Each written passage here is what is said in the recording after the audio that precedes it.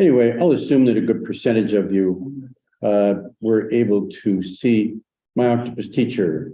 One of our members here was struck by it.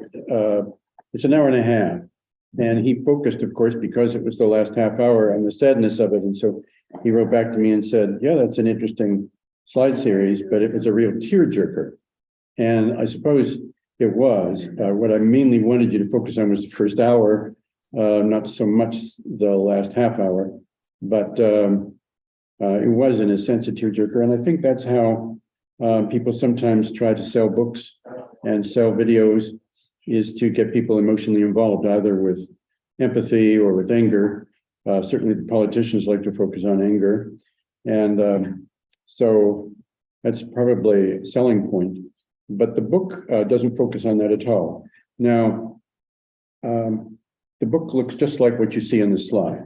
And for those of you who are here, I'm going to ask you, Nicole, if you would come up and pick up this book and pass it around. We've got to give some rewards to those people who made the effort to come here today. And their reward is they can browse through this book and see how magnificent it is. It's a $50 book. And, so you have to really want the book. It makes a wonderful gift. Anyway, it's really quite remarkable. And let's get right into the book itself now.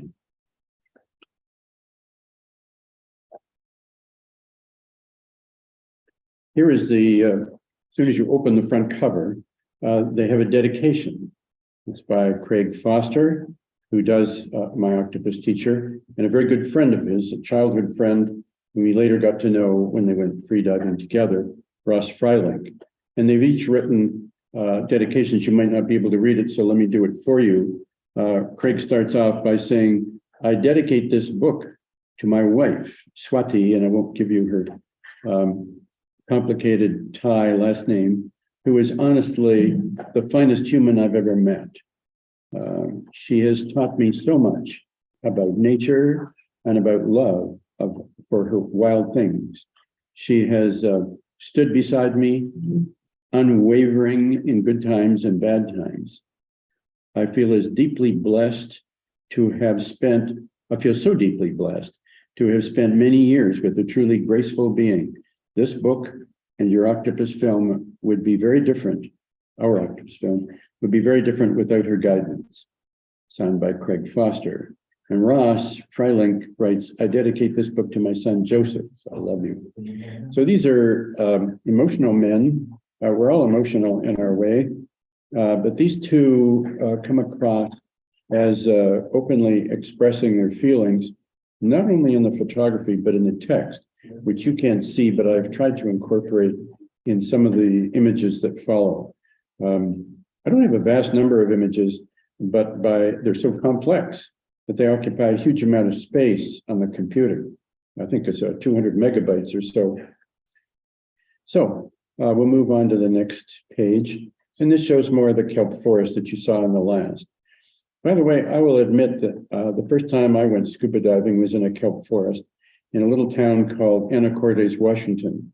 And it was near a cannery where I was working, studying the salmon of the Fraser Valley watershed. And so when I put on an aqualung and dove, there was a huge kelp forest right near the cannery. And because of its proximity to the cannery, I wasn't seeing all these lovely fish. There were slews of dogfish who were feeding at the cannery, and they would come wandering around to check on me in this kelp forest. Yeah, but it was cold. It was 46 degrees, roughly similar temperature to what these men experienced. And in spite of that, they did not wear a wetsuit. I didn't have one on either at the time, and I got a bit of a headache. But I soon ordered one. But they choose not to wear wetsuits and also not to use an aqualung. So that requires remarkable physical conditioning. Anyway, to get to the point, this old growth forest, and I like the way they use the term old growth forest, is the first place where the authors go. Can you speak up just a little bit here? A little more volume. Okay. A little bit. I will increase. This is a very nature, and it taught the authors Those of you who saw my octopus teacher realize that Craig was almost had a nervous breakdown at scenes. He was certainly extremely stressed after his filming in tropical or parts of South Africa. Excuse me. And so he dropped out of that and retreated to his boyhood delight in this very protected little bay off the southern tip of South Africa. And there he met his friend, and they dove together. This is another perspective. We've been seeing horizontal shots, and this is now an interesting aerial shot, perhaps taken with a drone or something like that, looking down onto the diver in the upper left part of your screen and the kelp forest in the more central parts to get a perspective.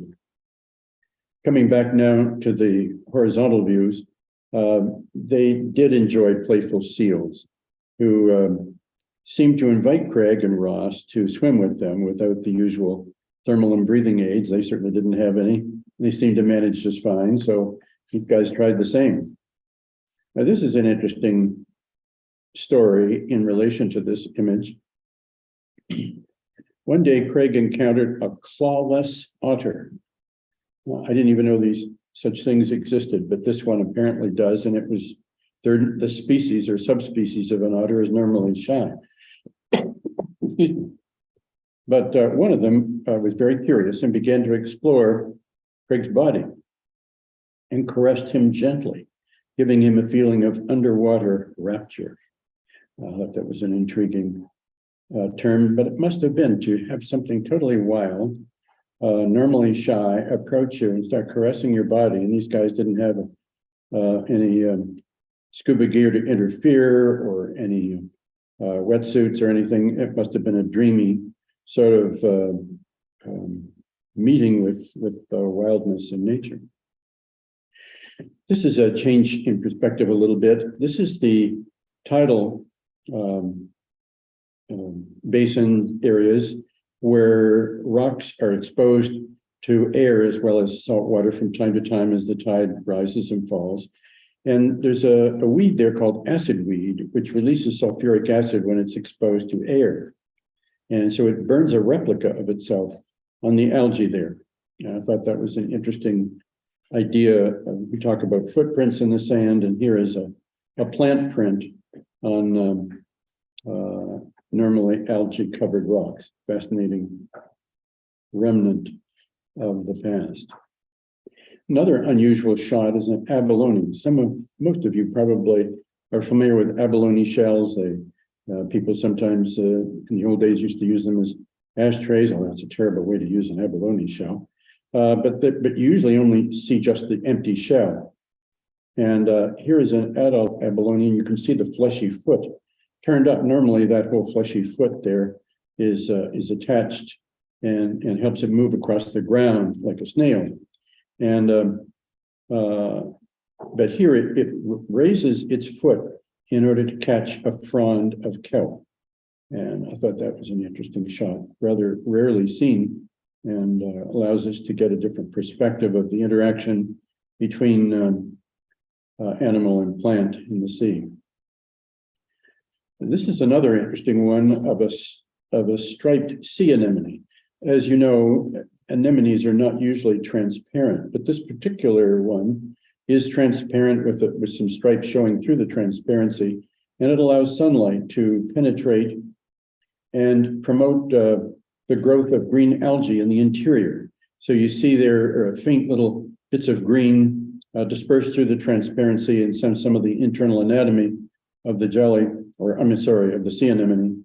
And essentially this anemone has a farm inside its body, feeding and growing at the same time. Interesting synergy that we think about in corals, but here in a much larger organism, and that synergy taking place there. And at certain times of the year, I think when the moon is in a certain phase and the temperature rises to be unusually warm, 22 centigrade isn't, well, it's higher than room temperature. And so it's pretty rare for the ocean off of South Africa to be that warm. But when that happens, sea stars, which is a better word than a starfish, since it's not a fish, this is an echinoderm with a five-fold symmetry and 5 arms, and you can see it's rearing up in this pyramidal shape at a time when it's releasing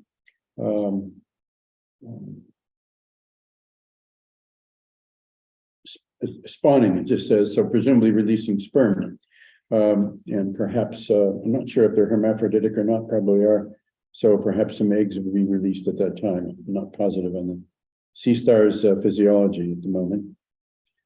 There's small clip these are rockfish, but they have their own particular South African name. We're hovering nearby and feeding on the sperm. Now we come to sea hares.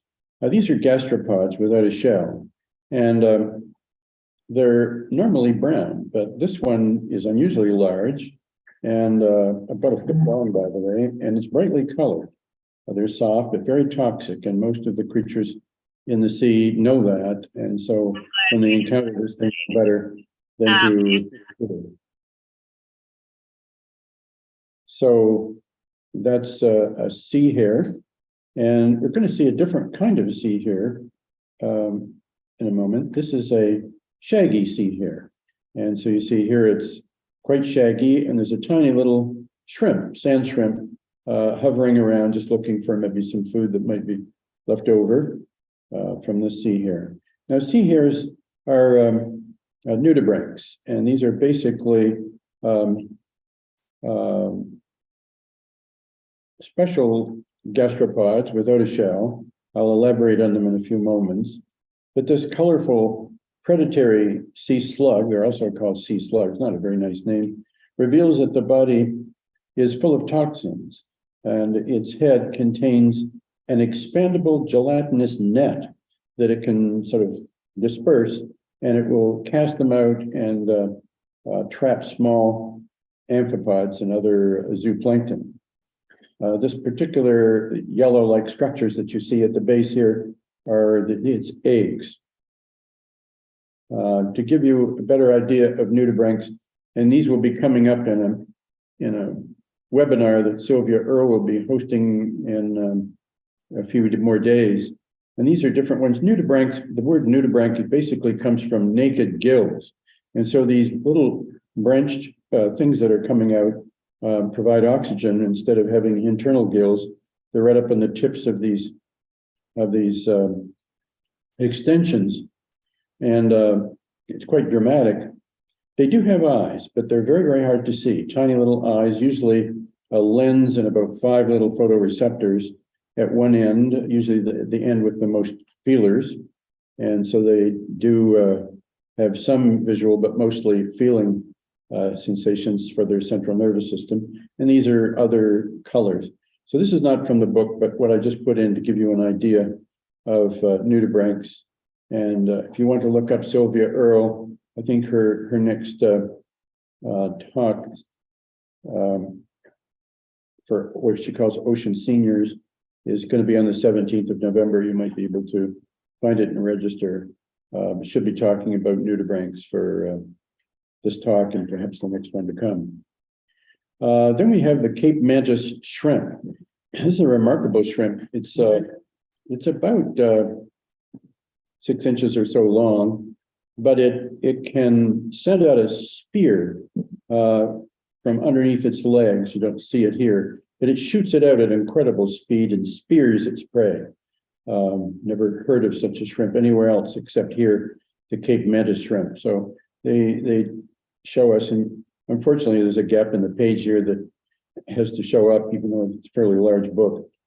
But they wanted to give us a good sized image of the creature and let us imagine this spear that projects at lightning speed. And this has to do with the evolution of vision in various creatures. We talk at special type of evolution where it isn't just present in vertebrates. You can see here in the top, the giant clingfish, and I'll show you a picture of that later.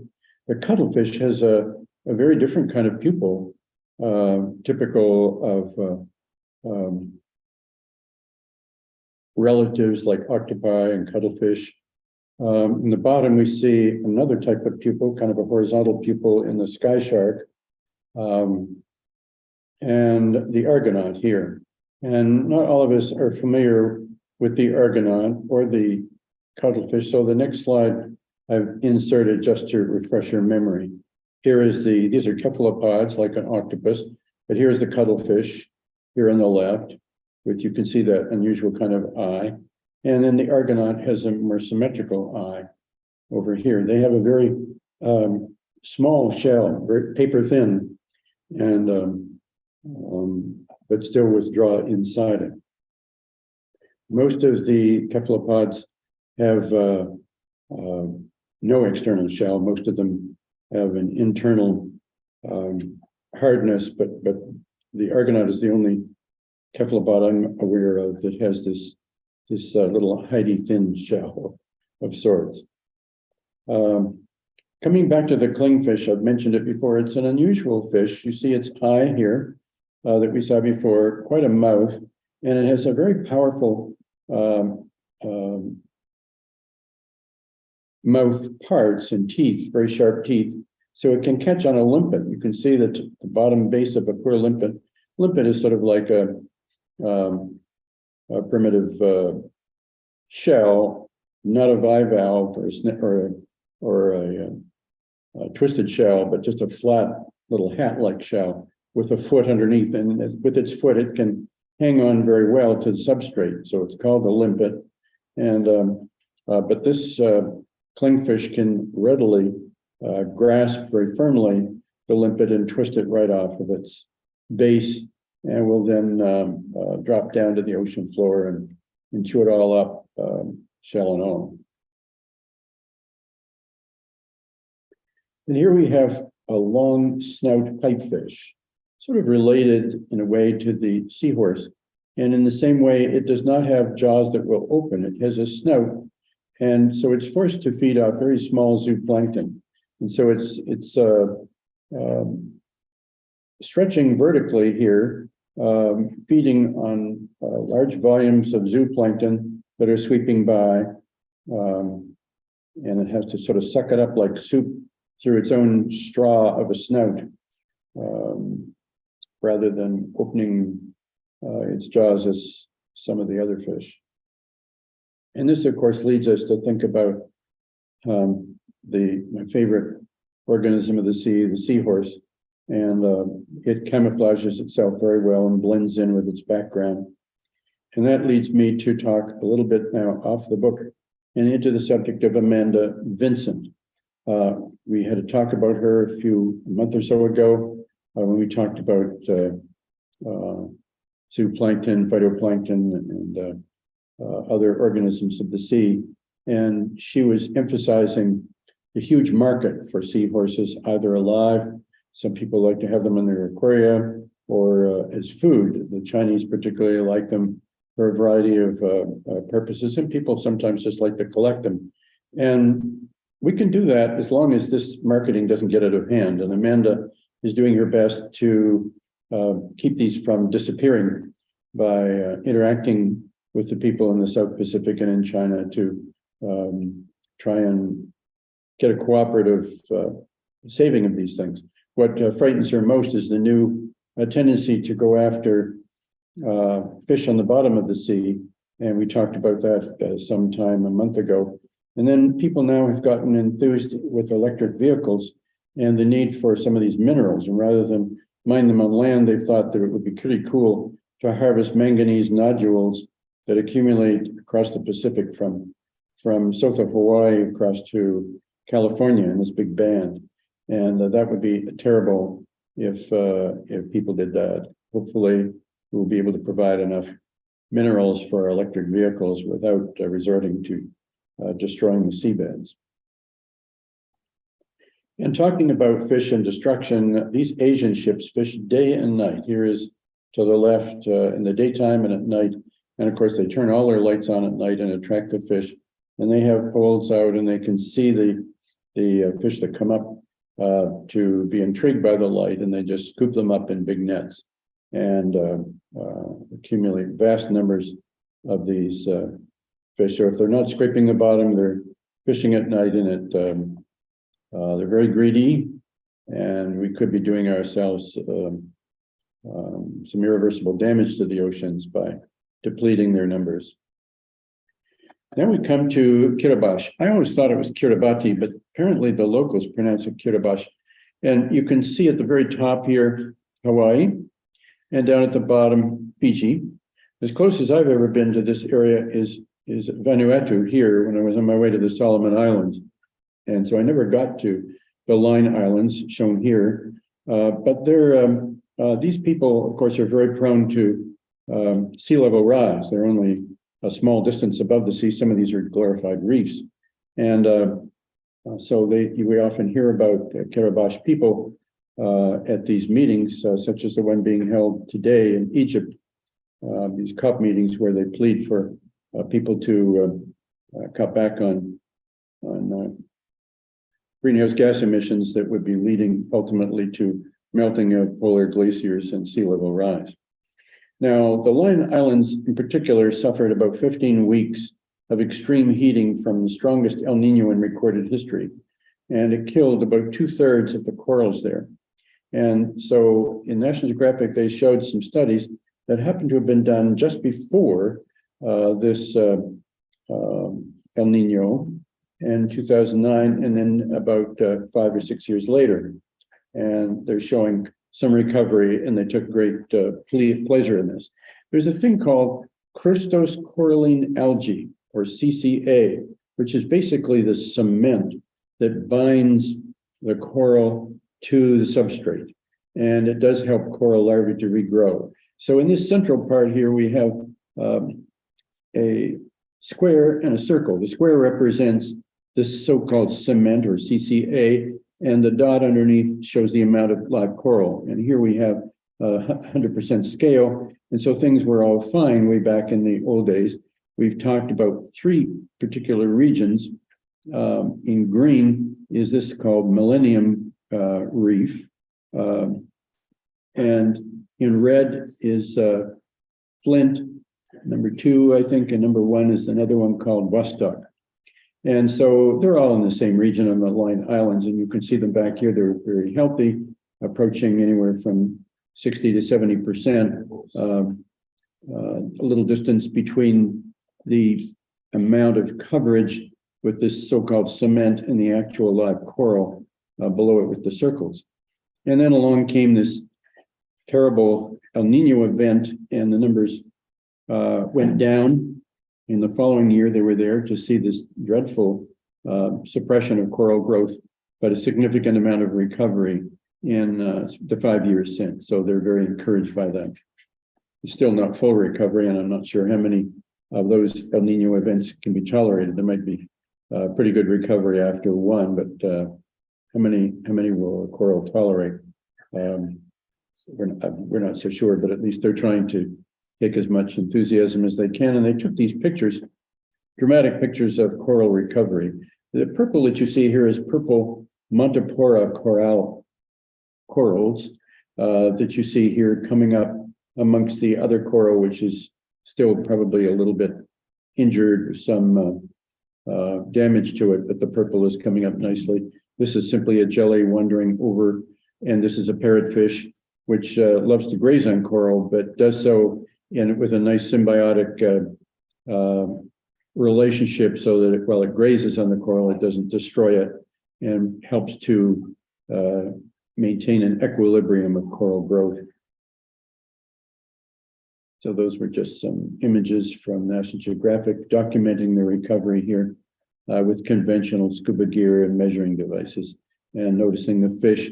These particular types of coral, sort of a shield type of coral, are pretty tolerant, a little more so than some of the branching ones, and they've recovered pretty well.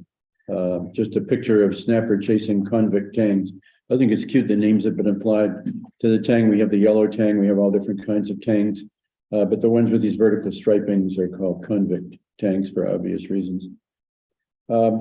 So now we have some thoughts that I'd like to share with you in perspective of the slides we've just seen. The first is to think about awareness. I don't know about you folks, but I was just charmed by Jacques Cousteau when I went off to school, a private school in 1952 or so, somewhere back in there.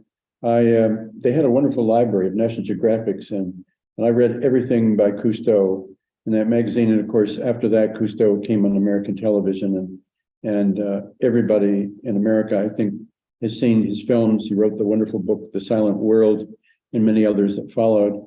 He was hoping that if we had a love for the sea, that we would protect it. And that's perhaps a bit optimistic. I think we need more than love. And so I think we need more of an understanding, and more people are coming to that. The Ocean Conservancy is one of my favorite organizations for describing what they're doing and what we need to do to continue to protect the oceans. And they talk about our need for knowledge and intelligence in understanding the dangers of things like offshore oil drilling. You know, I give a talk on that. That happened, as you may recall, in 2010 during the Obama presidency, and Barack was just shocked when that oil kept leaking up day after day, week after week. And in the Gulf of Mexico, finally that was plugged, but the after effects of that are still present. And now we have a president who's very enthused about offshore wind. And I think people are starting to realize that even though there's less intermittency from offshore wind, there are a lot of serious problems, both to maintaining those blades that are quite large and don't last as long in the sea spray, and also all the cables. Some of them are floating, some of them are fixed, some of them are considerably far offshore, and undoubtedly disturb the seabeds underneath to place them. So we need to have a perspective on the advantages and disadvantages of both oil drilling and offshore wind. And then there's an association of the food chain with the sea and coral beauty. We've talked about that several times, about the food chain, and particularly the krill and their dependence upon undersea phytoplankton in the South Seas and elsewhere. So that's something that we need to bear in mind. In other words, not be concerned just about coral, but also about the entire food chain that we all are involved in if we're going to eat something else besides hamburgers and chicken. Reportedly, responsibility is another thing. A few nights ago, I saw something on the NewsHour about aquarium owners who get tired of their lionfish. And so they just dump them into waters that end up in the Atlantic Ocean. Now, the lionfish is native to the Pacific Ocean, not native to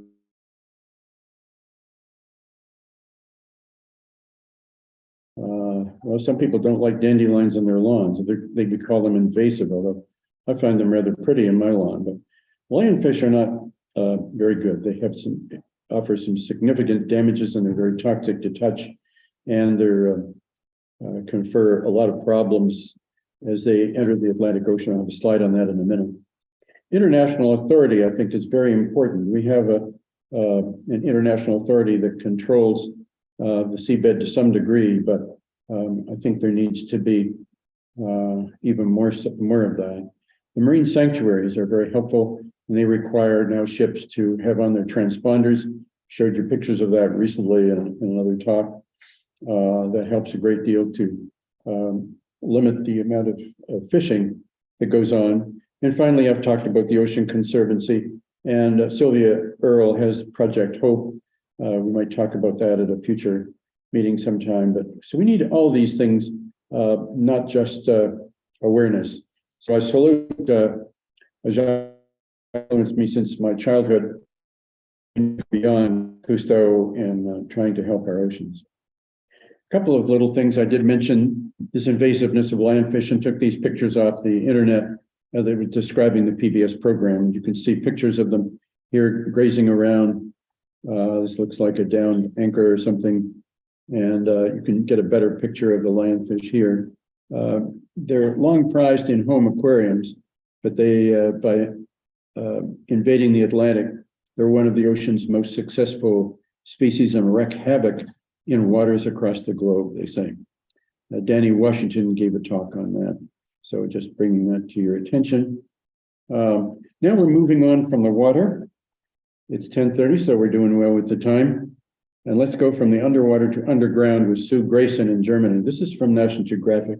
I can't read the fine print up here, and we don't need to, but these are three people. One of them is a remarkable microscopist who can do scanning microscopy at a very fine level. And it's really quite remarkable, these images that I'm about to show you. These other people are various photographers and writers for the National Geographic, and we're looking down from a drone onto the forest floor in one of the deep forests in Germany. I remember driving through the Black Forest at one time, and it was just at a time when acid rain was becoming a problem in Western Germany, and the forests were really denuded. It was awful. But I've understood that since then, they've cleaned up the acid rain quite a bit with scrubbers on their coal plants. And so it's not nearly as bad now. And so there are some lovely forests still in Germany that they haven't cut down yet for their coal mines. And these are some pictures. They inspect decaying forest logs, and you can see these creatures by scanning electron microscopy. I don't have the magnification of this one. It's sort of an overview, probably several hundred-fold, but we're going to see some remarkable magnifications coming up here in a minute. But before we get that, I was really struck by this tardigrade. This is a radiation-resistant little critter with funny little legs and little claws, funny little snout. And these things are hang out on the forest floor. And I've never seen anything quite like them. But you can Google them if you want, tardigrade, and fascinating little critter amongst many others. Here are just fungi called Rhinicium bicolor, among the first to digest tree lignins and make new forests grow.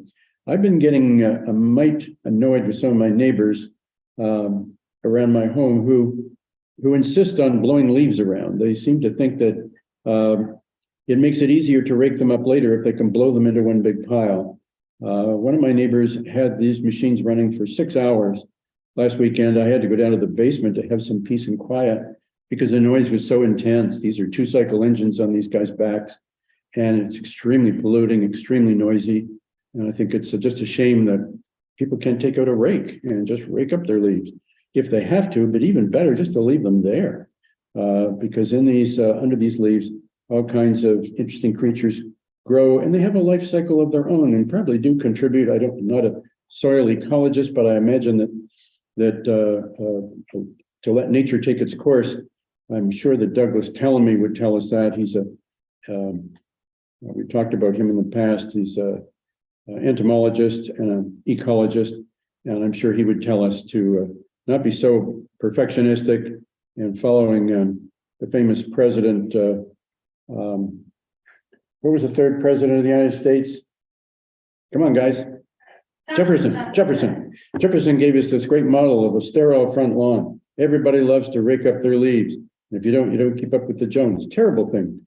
Their lawns are sterile, and we should just let the leaves lie and the cycle of life continue. Here is an amoeba. Who ever thought that an amoeba would look like this? This is a special one with silica scales, and its mouth and teeth here, just amazing. I never thought I'd ever see an amoeba looking like that.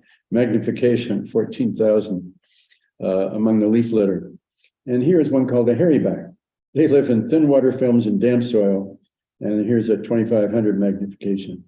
But fascinating little critters. You've all heard of rotifers, I'm sure. This is a spiky-bodied rotifer.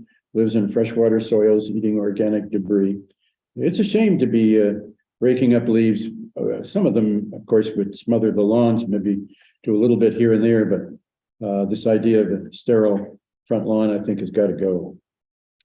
Here is a springtail. They're about a fifth of an inch long, but they can leap 20 times their length. And this one is not that magnified, just 100-fold. There are two of them here, one a bit bigger than the other, but fascinating little critters in the leaf litter. And here we have a blueberry root.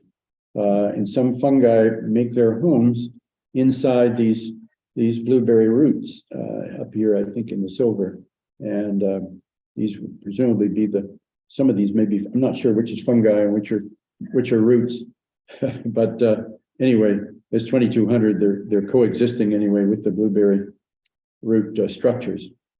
So Sue Grayston, who wrote this article, makes some conclusions. She says, soil is not an inert substance that trees use to anchor themselves and extract a few nutrients.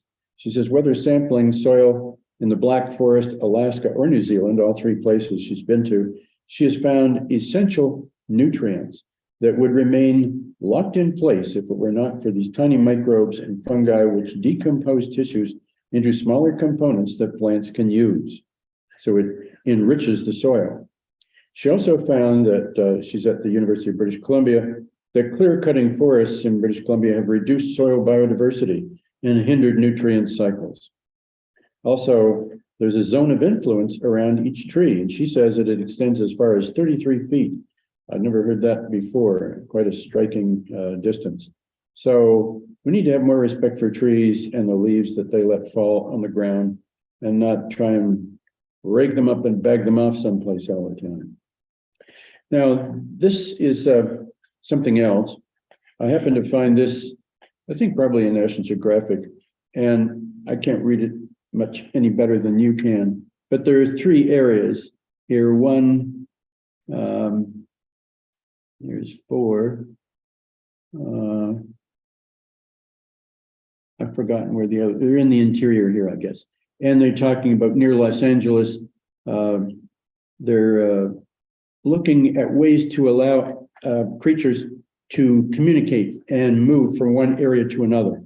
And that this ability, whether with land bridges, tunnels, under highways, various ways to allow animals to communicate, because we've cut them off with all of our various ways of making transportation for ourselves.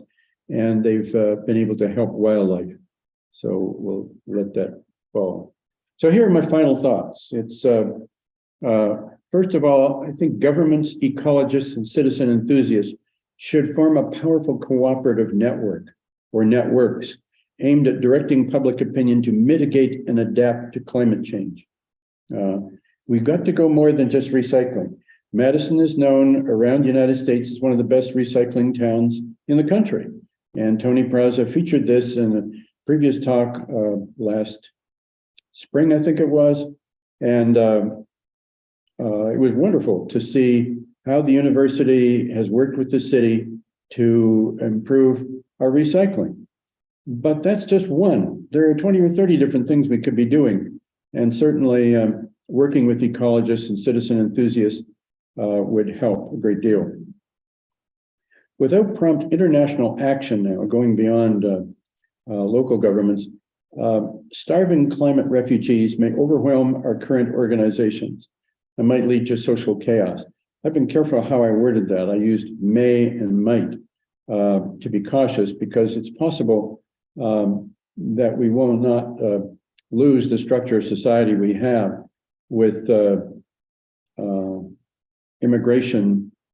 But there was quite a thing now that I remember on 60 Minutes last night about the problems we're having with immigration and how both parties have failed to deal with it.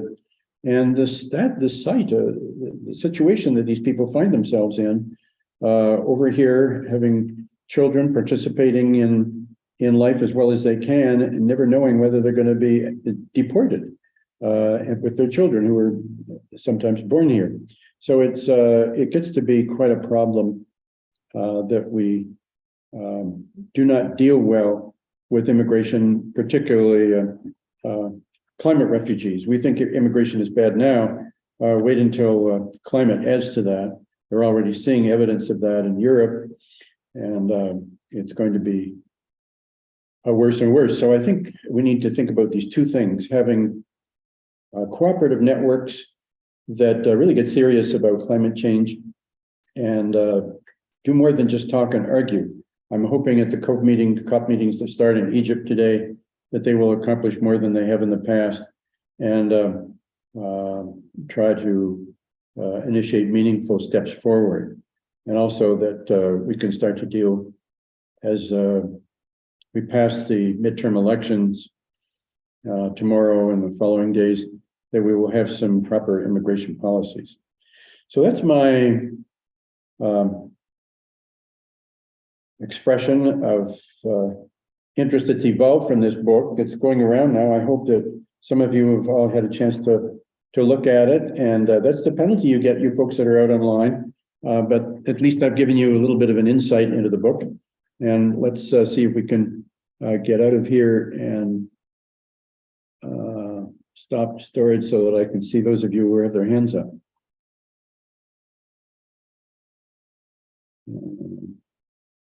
Let's see. We've got 15 participants, and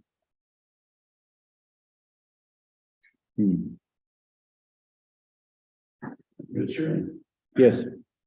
Would you re-admit me? I lost connection. Would I read the last connection? Re-admit me, please. Oh. My connection was lost somehow. Oh, I'm sorry. Let me try to do that. It was at the top of your screen a minute ago. Yeah, something happened, and I'm not sure where I am here. Let's try this. That should help.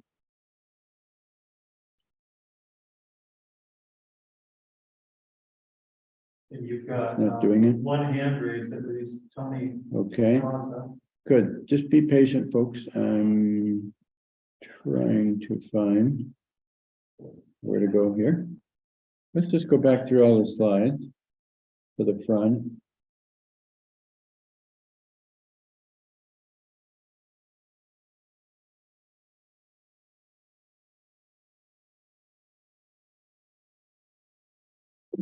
Okay, now I can see a little bit better what I'm doing, I think.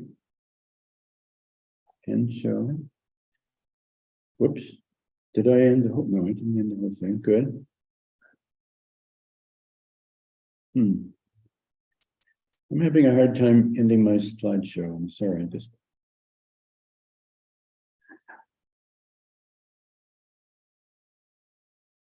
Thank you. I'd appreciate your help. Bring your mouse all the way up the top here. Oh. Does that help? Just about. We're just gonna. It's a little different than it was.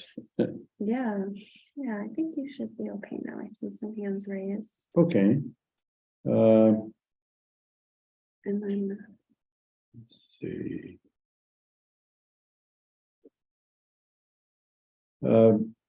Bill, you were asking, that's Bill? Kirk. Kirk, I'm sorry, Kirk, with your mask on, a little hard to.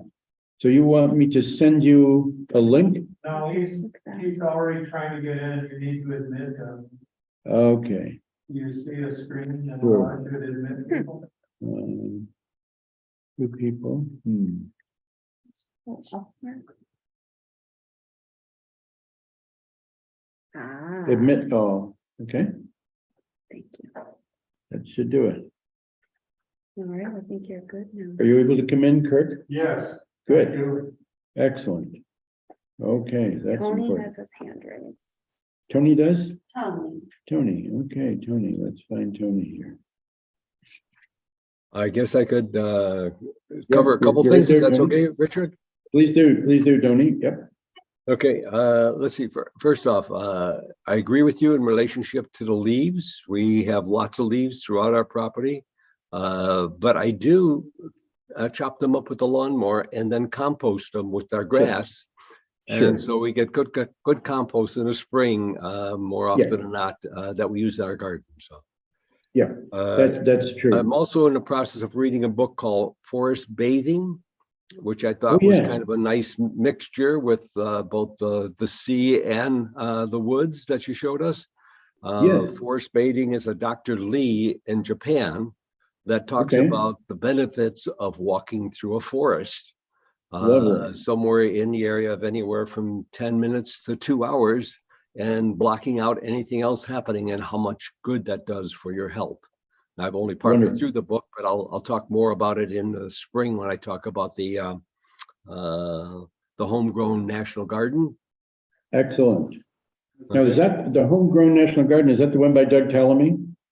It is, and he has a Good. website, and he's now promoted people to do more in their yards associated with nature.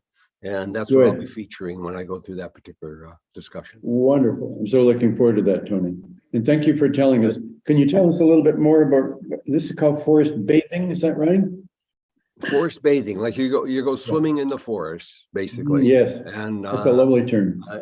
like I say, I've only gotten partly through it. The physical book, I'm listening to the audio at this point in time. The physical book has excellent pictures through all the different forests he's gone through.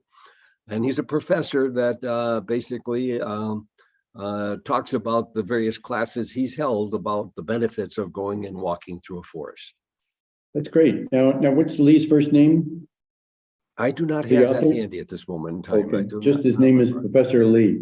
Okay, right. yeah, that would be good. The last You thing could is, share that link. If you could share that link with us, we could, is it a podcast? it is not, it is a the forest bathing is not a podcast that I know of yet. Okay, I haven't looked for that specifically. The Homegrown National Forest has multiple different podcasts that I'll feature some of those in the spring when I go through that presentation. Okay. Last thing if you have a link, I did. Go ahead. If you have a link to the forest bathing, we could pass that around too. I will do that. Let's see. Next thing, as far as I not scuba dive, but I have snorkeled quite a bit, and the enjoyment I had in the Caribbean associated with snorkeling around St. John's Island, and then around Hawaii was just fantastic. And I had the opportunity of actually, how do you say it, coasting above a manta ray, where it was feeding on the bottom, and I was up about 10, 15 feet above it. Didn't get any closer than that. And that continued on for probably, I'd say, good 15, 20 minutes. And it was just a great experience, that's for sure. So, was that in Hawaii? The actual manta ray was actually in the Caribbean, if I remember correctly, around St. John's Island. In Hawaii, it was around Maui, and we went out to the volcanic area that they have just off the coast. Yes, I've done that one in Hawaii. That's a great one. Yeah. Yeah. Last thing I should mention. Have you followed up with either of these locations to find out how well the corals have lasted since you were there, which I gather was a few years ago? Yeah, Hawaii was in the turn of the century, back in 2000. Okay. And St. John's more recently, that goes back probably about 4 years ago. So I don't expect there's much change there, hopefully not. And I know Hawaii has been impacted, that's for sure. Now, is St. John's in the Virgin Islands, or is it closer to Cayman Islands? Or is it somewhere else? Gee, I should know. Off the top again, I'm not 100% sure of that. Yeah, St. John's sounds familiar.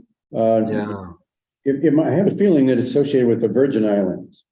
I believe it is also, and I believe it's you've got the British and the American Virgin Islands that are relatively close to each other, and I'm not sure which of those two it's actually part of. I had the we were there visiting actually shortly after a tornado hurricane went through that area, and fortunately that island got. Unfortunately, I should say, that island got impacted significantly just after we left. Yes. Yeah. Yeah, it's a problem. So the other thing, and I think in the comments you'll see that a couple of people have mentioned that part of the screen, the right side of the screen, when you're sharing your presentation slides, for some reason, a couple of words at the end are cut off. And Hmm. even on somebody, I should say all the way through, because the images were the same way. I'd say somewhere around 15 or 20% of the screen is not visible when you do the presentation. Thank It's you for visible that. We'll have behind to look you on into the that. screen. Yeah, it's visible behind you on the screen, but not when you actually do the presentation. Yeah. Sure. Well, thank you for that. We'll definitely look into that as we get into it again. I appreciate that information. That's it. That's all I have. Okay, well, thank you, Tony. I do appreciate that. Let me see if I can pull my screen across there a little bit better so that I can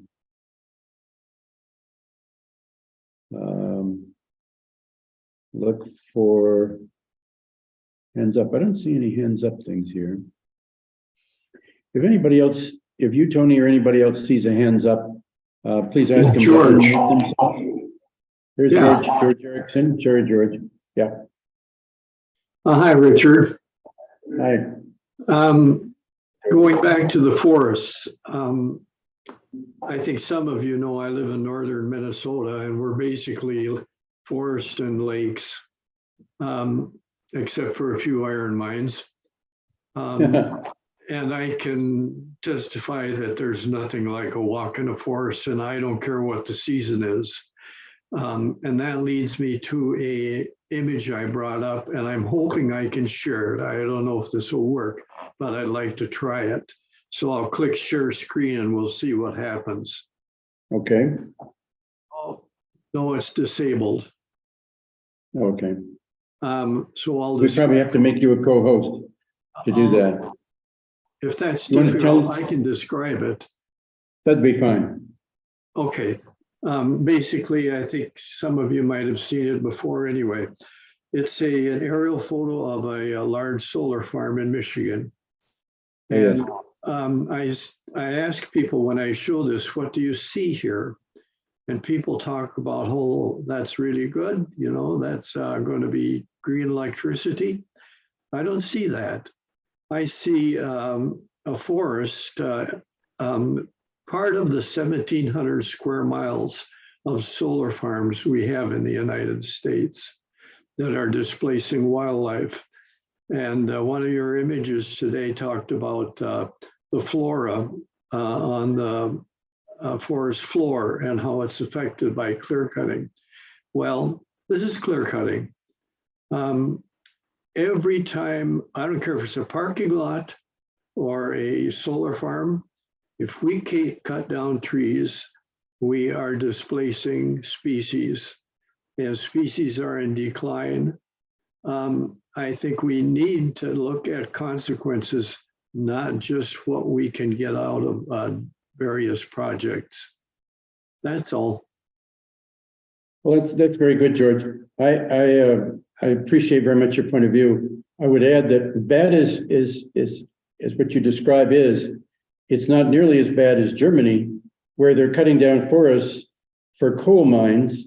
That's and right. to mine more coal, which is just a travesty. And they're also importing wood chips from Brazil, United States, and Canada to burn, because wood chips are categorized as renewable energy. And what energy they can't make from their solar and wind farms, they make up with, they're saying, well, we're still renewable because we're burning all these wood chips, which have to be imported across the ocean. So it's really obscene what's happening in Germany, because they refuse to have nuclear plants, and so they're doing everything that's so much worse. But I agree with you. We should learn not only from Germany's mistakes, but we should be not put up vast solar fields in North America. I have a question. I'd like to see, if possible, a show of hands, how many people have heard of an organization called Project Drawdown? Well, everybody should have, because we had that promoted on one of our talks. I think Tony, didn't you talk about that, Tony?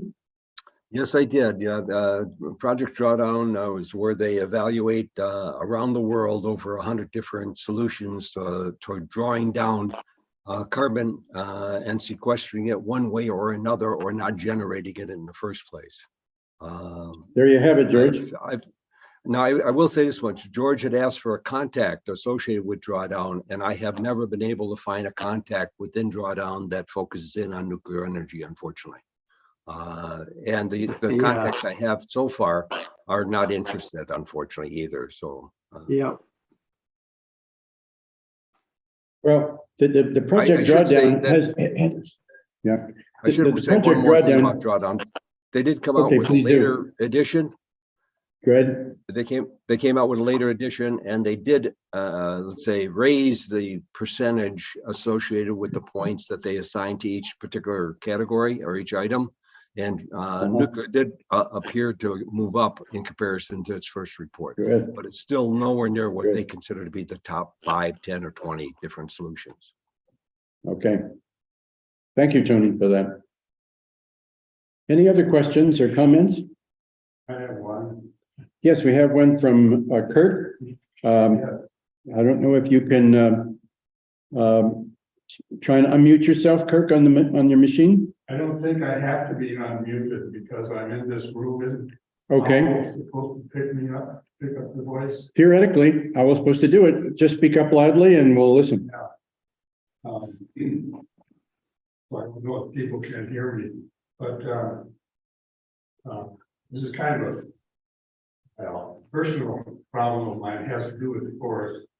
I own 25 acres of woods in Iowa County, and on the advice of the Iowa County DNR, I've been spraying garlic mustard on the property with something they recommend. It's a triclopyr is the basic substance. And it affects growth in broadleaf plants. So it affects somehow the growth, an enzyme in broadleaf plants, but doesn't affect animals. And degrades over time. And after seeing your slides on the little creatures that live on the forest floor, makes my question more valuable to me, because I know there are fungi in the forest floor. I would rather not be, killing fungi or all those little creatures. And so, and yet, I don't know if I said this, I have garlic mustard in the woods. That's when I'm spraying with this stuff. And so I have a dilemma. Should I stop spraying garlic mustard and we'll just let it go, or should I keep spraying and hope it doesn't affect the small creatures on the forest floor? That's a very good question. I'm not sure I can answer that, but I need to ask you 2 questions. Yeah. That would help all of us maybe answer. First of all, is it affecting bees and other insects? According to the literature about this stuff, it doesn't affect insects. Good. Any animals, Okay. including fish. Okay. My second question is, does the garlic mustard represent a serious problem? Like to see it on their front lawns and spreading to neighbors' front lawns. You talk about 25 acres. Is it bothering anybody else? The garlic mustard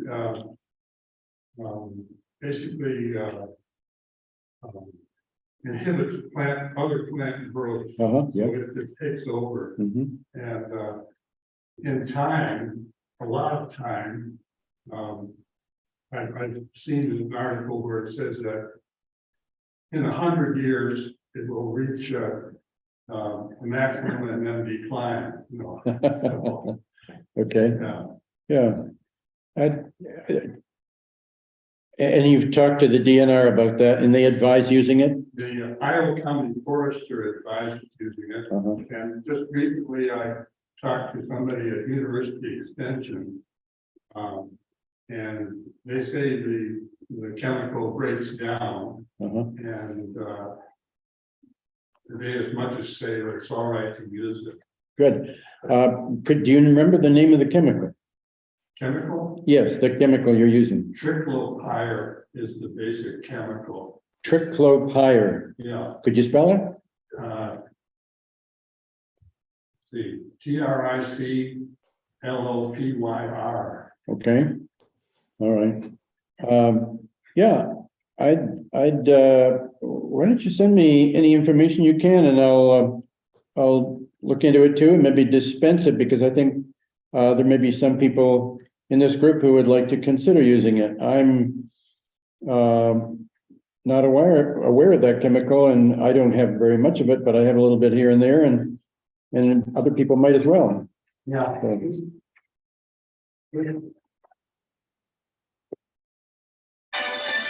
Sorry, folks. That's my next appointment. Hello? Hi, Mark. Can I ask a question? Still finishing. Hang on, have a second. Yes, Dottie. I thought, I'm trying to hear you because you're not very loud, so I may have missed things, but I thought maybe you were concerned that using it was bad for the other organisms. Sometimes some of these agents, and I don't know about this one, attack like a broadleaf plant, and if you get it at the right time of the year, it really mostly affects that.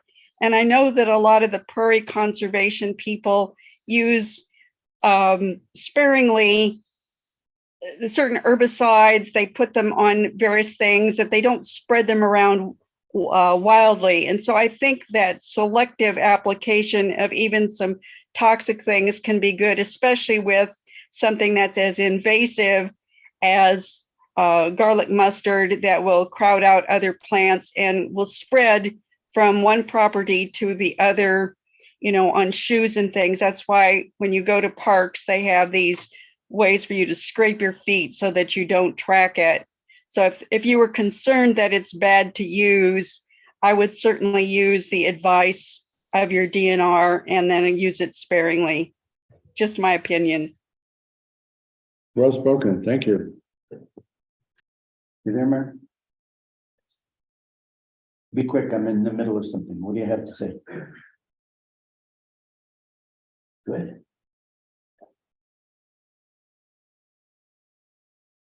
Good. Good. I'll be there in an hour or so.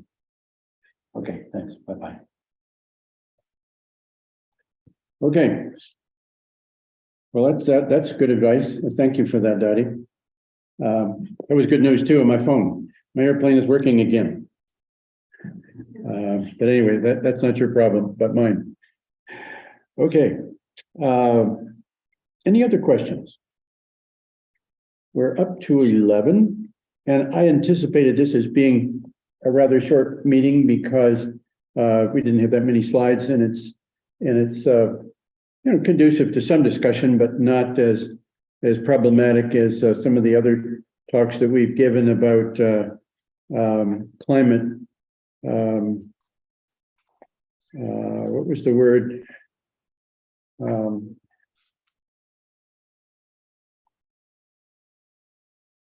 Climate justice was a challenging talk and deserved a lot of discussion. This isn't quite as difficult as that, but simply asks us all to be aware of our forests and our oceans.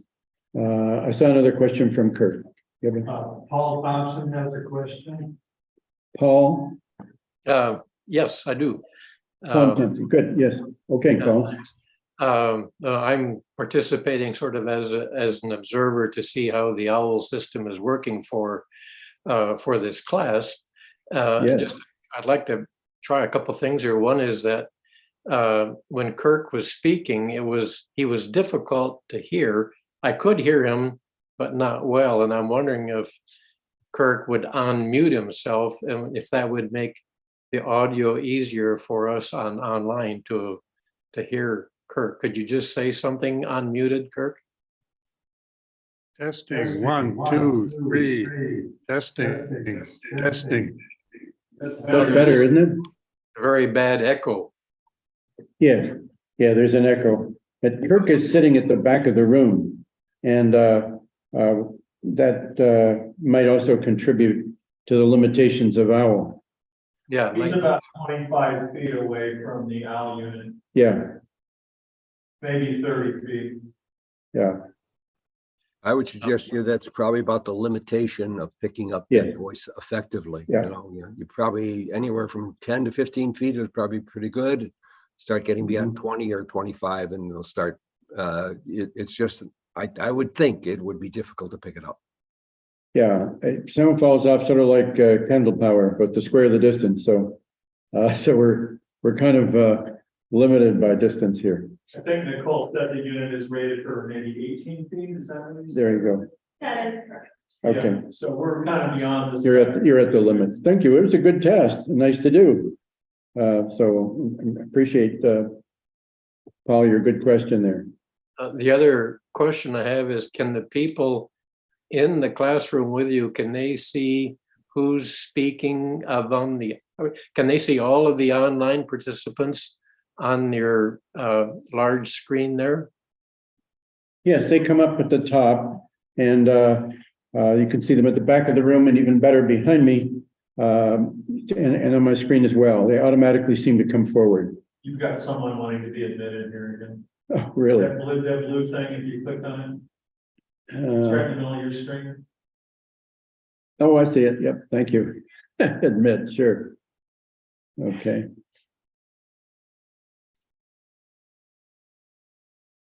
All right, let's see. If we don't have anything else, I will thank everyone here. You had another question. One more, another Another question. raised hand, George Erickson. George, you have a question, George? Ask to unmute. Unmute yourself, George, if you have a question. 3 participants raised their hands, it says. Let's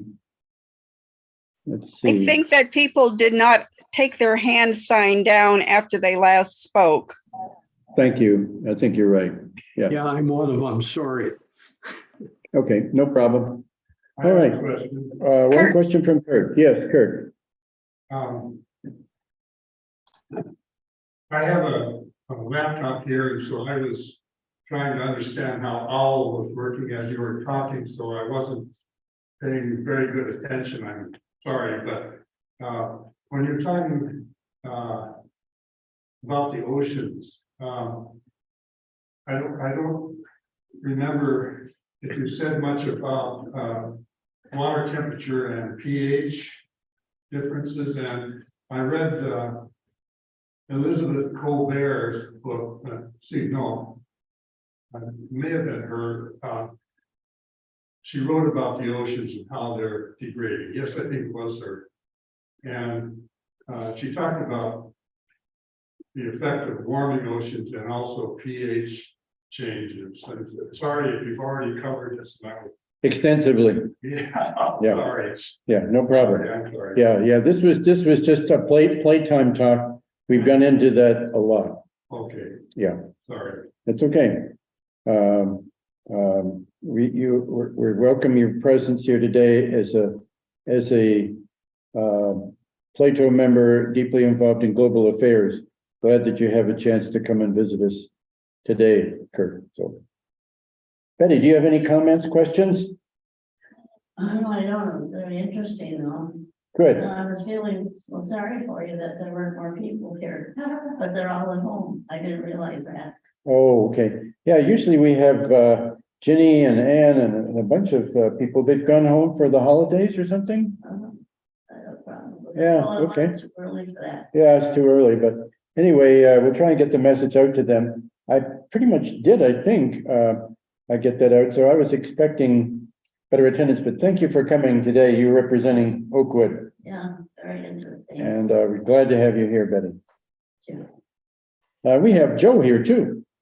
Now, Joe isn't quite sure, and I don't mean to make fun of you, Joe, but Joe was informed. He wasn't very well informed that this was PLATO or Pathways to a Sustainable Planet. He was told to be here at 10 o'clock, and he was. In fact, he was a half an hour early. So, Joe, thank you for coming. Did you enjoy the talk? Good. And did you like the owl system we have? I can't understand what you just said. You can't understand. Now I understand that I can't understand. Yeah, tell the other members of Oakwood that this is free. Okay, and invite them to come along. We meet every Monday. And, but we don't yet know from Nicole, if we'll be doing this again this fall, or will we wait until next spring to start? I don't know that answer yet. We'll have to, I think, follow up with PLATO. Okay. Tony is responsible for the next 3 lectures, Tony Peraza, and he will be giving the last one, but he has 2 outside speakers. I think it would be difficult for them to come, probably, but Tony, I would imagine, might come. Tony, are you on board still, and would you like to offer to do the very last one that we give at the end of November? My schedule has changed dramatically in that I can be available as I am right now, okay? But there's possibility I won't be in Madison for that particular presentation. Okay.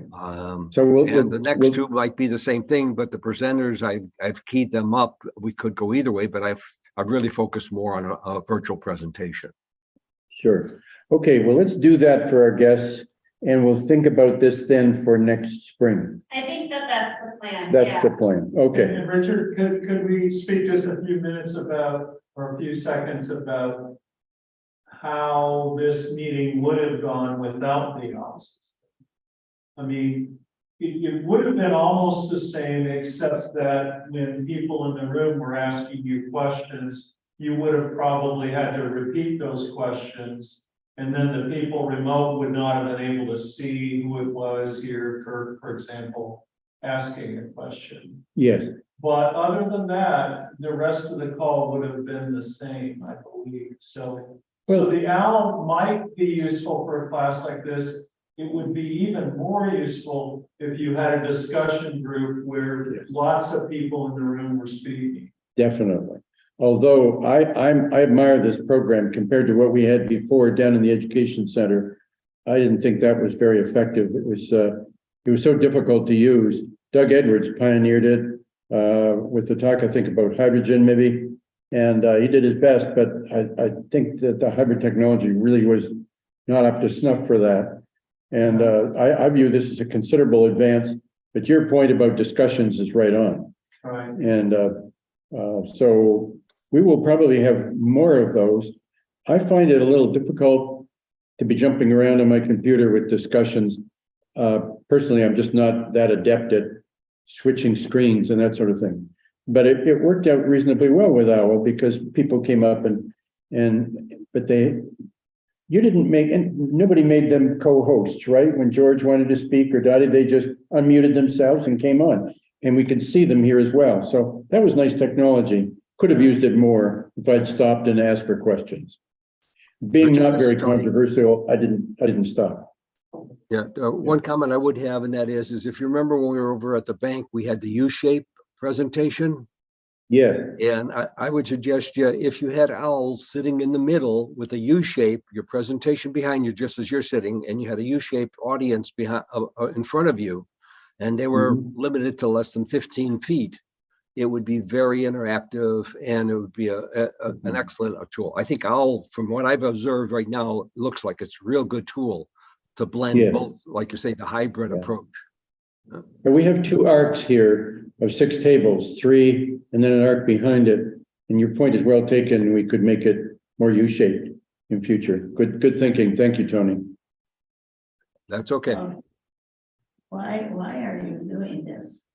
For you, Betty, and everybody else who lives here. I'm here. Why are you doing the, Why are we doing the online? yeah, Because George is from Minnesota and he wanted to contribute, and he doesn't have to drive here from Minnesota. And we had speaker a few weeks ago from Ontario, Canada, and so on. So, and we have people from Rockford and people from Milwaukee online.